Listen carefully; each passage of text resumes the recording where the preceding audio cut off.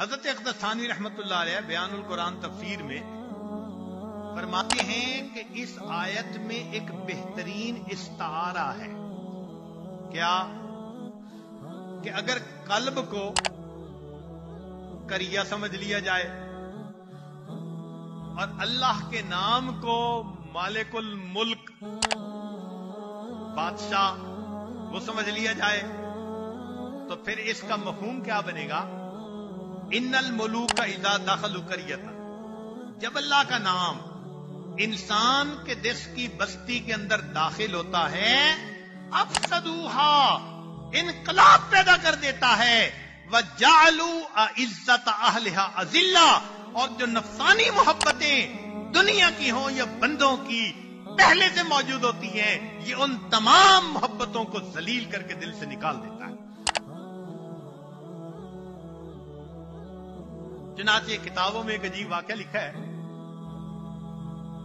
بادشاہ کی جوان العمر بیٹی اس کے کپڑے دھل کے آتے تھے. اس نے یہ محسوس کیا کہ جیسے اچھے کپڑے اس کے دھلے ہوتے ہیں ایسے گھر کی دوسری عورتوں کے تو نہیں دھلے ہوتے. تو اس نے کام کرنے والی سے پوچھا کہ یہ دھونے والا کون؟ حقیقت حال کھلی کہ دھوبی کا جوان بیٹا تھا. اس نے کہیں اس شہزادی کے حسن و جمال کا تذکرہ سنا تھا، اور جب اس کو پتا چلا کہ اس کے کپڑے میرے پاس آتے ہیں وہ بڑے اچھے دھوتا اور اس کو طے کرتا اور بھجواتا.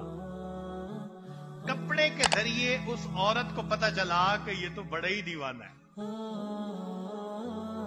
اب جب بات کھلی تو اس نوجوان نے کہا کہ میں تو اس کے بغیر رہ نہیں سکتا، میری تو تصور نہیں ہو سکتا زندگی کا. جو عشاق گانے گاتے ہیں اس نے بھی وہی گانے شروع کر دیے کہ اس کو جا کے بتاؤ آئی مس یو.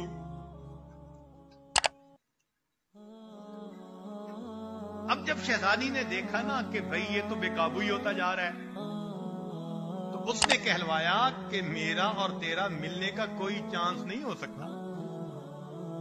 اس نے بڑی منت سماجت، نہیں نہیں نہیں، کوئی طریقہ، ایک دفعہ تجھے دیکھ لوں، ایک دفعہ بات کر لوں. شہزادی نے کہلوایا کہ ہاں ایک طریقہ ہو سکتا ہے. میرے والد صاحب جو ہیں ان کو علماء سے بہت زیادہ تعلق محبت ہے. یہ کبھی کبھی کوئی مسئلہ ہوتا ہے تو دعا کروانے ان کے پاس چلے جاتے ہیں. تو اگر آپ بھی اسی قسم کا کوئی سلسلہ شروع کرو تو ہو سکتا ہے کہ کبھی دعا کروانے میں بھی آپ کے پاس پہنچ جاؤں.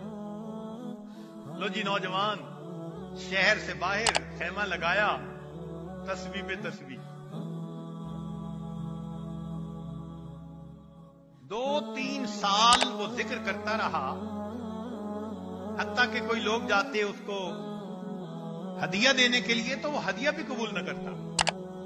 تو لوگوں کو پکا یقین ہو گیا کہ اس کو تو دنیا سے کوئی غرض ہی نہیں، یہ تو کسی سے پیسہ ہی نہیں لیتا، ہر وقت تسبیح پڑھتا رہتا ہے. ایک دن آیا کہ بادشاہ کو کسی نے کہا کہ جی ایک ایسا بڑا ذاکر انسان فلاں جگہ ہے. بادشاہ بھی اس کو دیکھنے کے لیے گیا، دعا کروائی اس نے کر دی. بادشاہ نے گھر آ کر تذکرہ کیا کہ اس طرح ایک بڑا نیک نوجوان ہے اور میں نے اس معاملے میں اس سے دعا کروائی ہے. شہزادی کو موقع مل گیا. اس نے کہا کہ کبھی اگر اجازت ہو تو میں بھی اور سہیلیوں کے ساتھ دعا کروانے چلی جاؤں. بادشاہ نے اجازت دے دی. لو جی ایک دن آیا کہ وہ شہزادی بھی وہاں دعا کروانے پہنچ گئی. جب وہاں پہنچی اس نے اس کو بتایا کہ میں شہزادی ہوں اور جس کی محبت میں تم آج تک یہ سب کچھ کرتے رہے ہو میں تمہارے پاس آئی ہوں. اس نے آنکھ اٹھا کے نہیں دیکھا. شہزادی کو بڑی حیرانگی ہوئی تو اس نے کہا فقالت لہو انا مطلوب. شہزادی کہنے لگی میں تمہارا مطلوب ہوں. انا بغیتک،